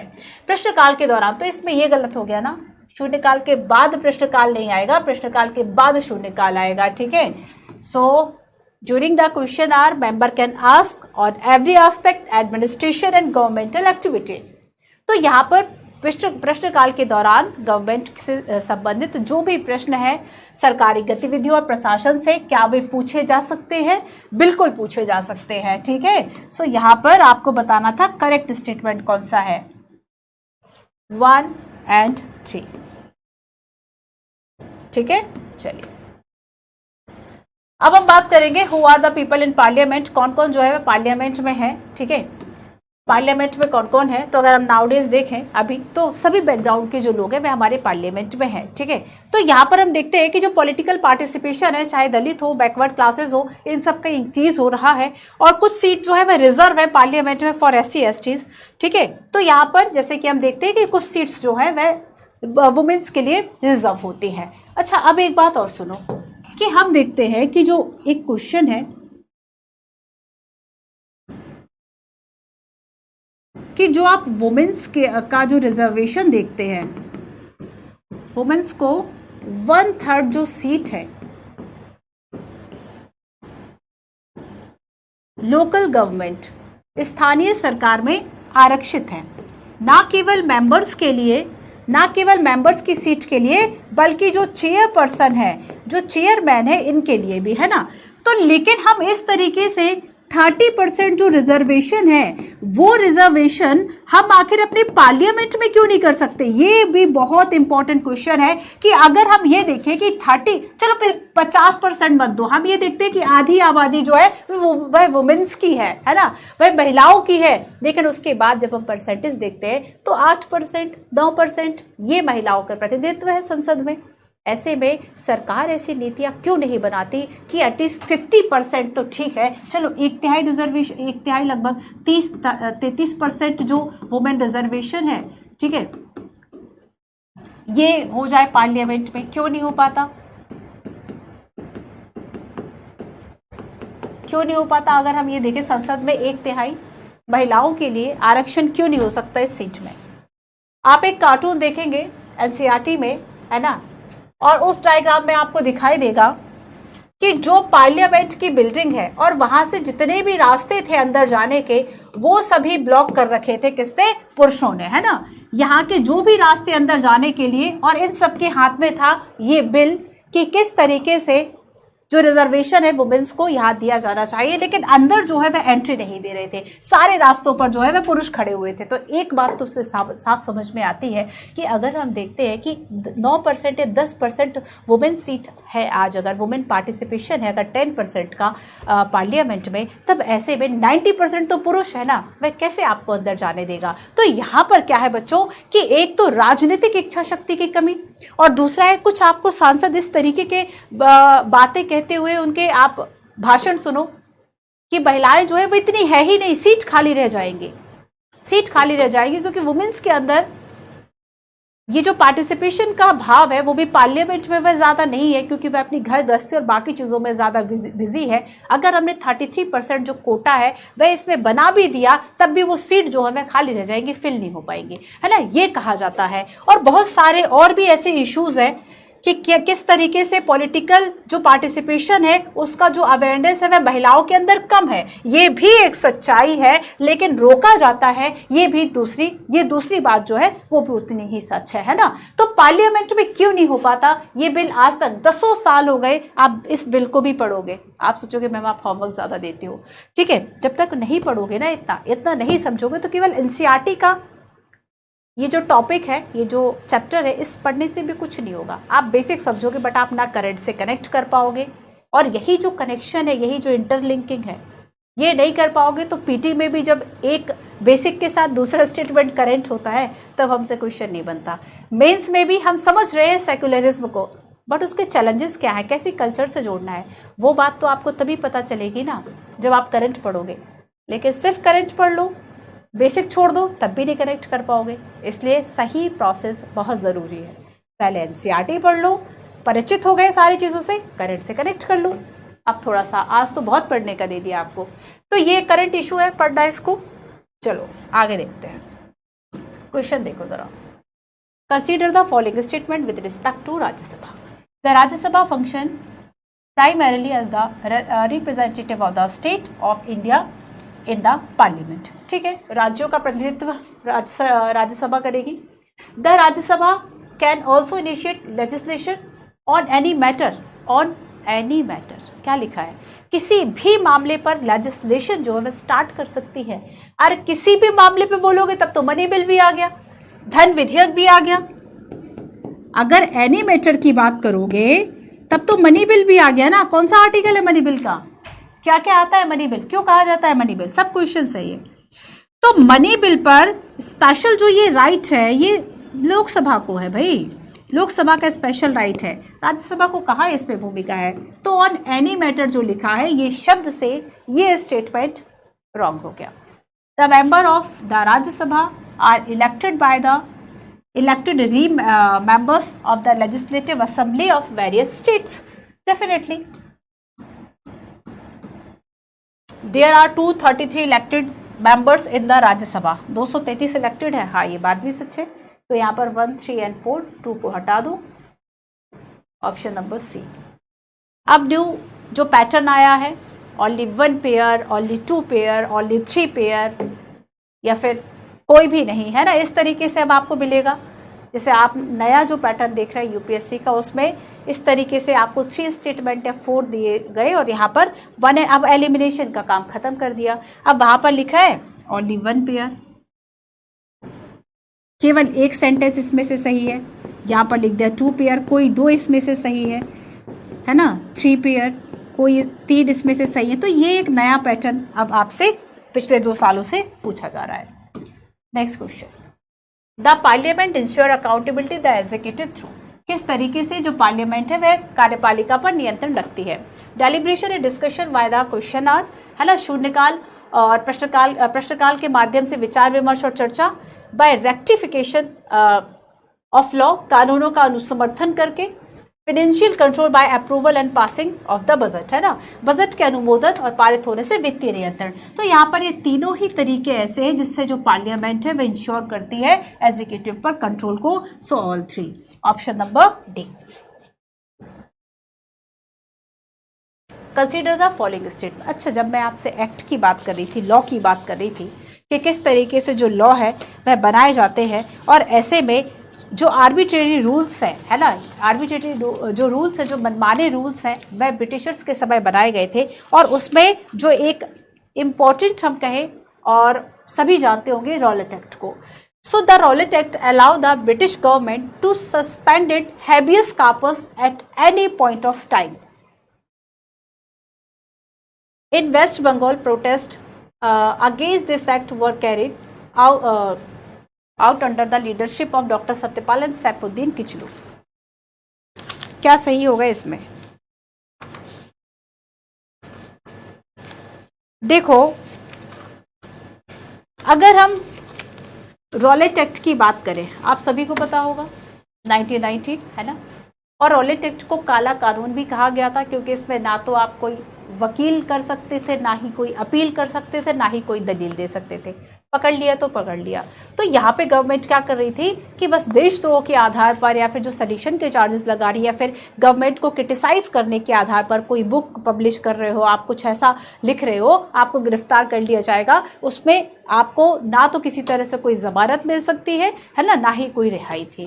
तो यहाँ पर डायरेक्ट जो है वह जेल में डाला जा सकता था। एक आर्बिट्रेरी रूल्स आया, ठीक है। तो यहाँ पर देखो, हम हम देखेंगे कि ये जो प्रोटेस्ट हो रहा था ये वेस्ट बंगाल नहीं, यहाँ पर ये कहाँ पे हो रहा था, पंजाब हो रहा था, ठीक है। और इसमें गवर्नमेंट ने हैबियस कॉर्पस जो है उसको सस्पेंड कर दिया था at any point of time. ये बात सही है, करेक्ट आपसे पूछा है तो answer is option number C, one only. अच्छा ये देखो बच्चों कि रॉलेट एक्ट की अगर हम बात करें तो यहाँ पर government to imprison people without due trial, तो उस पर बिना किसी मुकदमा चलाए उसे जेल भेजा जा सकता था, है ना। तो ये रॉलेट एक्ट के हम इफेक्ट की बात करें तो 10 मार्च 1919, 10 मार्च 1919 को, 10 मार्च 1919 को ये इफेक्ट में आया था। देखो इस पे हैबियस कॉर्पस मतलब आपने बंदी प्रत्यक्षीकरण सुना है, जब हम रिट को पढ़ते हैं आर्टिकल 32 हम देखेंगे 5 तरह की जो रिट है वह दी गई है। रिट का मतलब होता है a legal order, what to do or not, है ना, क्या करना चाहिए क्या नहीं, एक लीगल ऑर्डर, एक वैध दस्तावेज।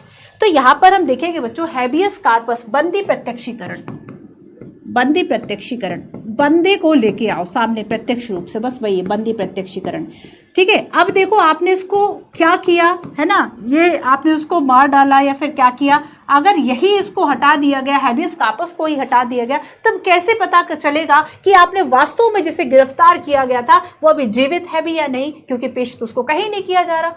तो यहाँ पर हैबियस कॉर्पस को ही सस्पेंडेड कर दिया गया था। और हैबियस कॉर्पस का मतलब होता है सशरीर प्रस्तुत करना, है ना। हैबियस कॉर्पस का मतलब होता है to have the body of,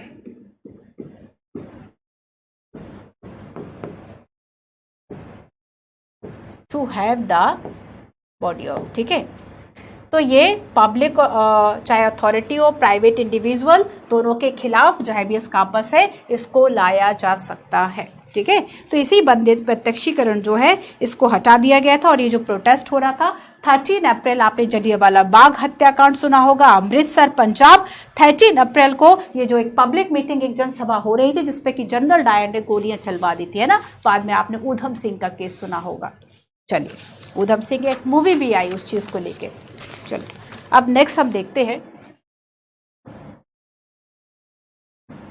देखो लॉ कमीशन और जो ये रूल्स है ना, दो बातें आपको इसमें और जाननी है कि किस तरीके से जो नए रूल्स हैं वह आते हैं, और रूल्स के अगर रूल्स जो है वह कंट्रोवर्शियल हो रहे हैं तो किस तरीके से उन्हें प्रोटेक्ट करा जा सकता है, किस तरीके से उनसे बचा जा सकता है। बाकी आप प्रोटेस्ट और मूवमेंट के द्वारा उसको हटा सकते हैं, सोशल मीडिया इन सबसे। और लॉ कमीशन की जो बात है वह कल जुडिशरी वाले पार्ट के साथ हम कर लेंगे, ठीक है।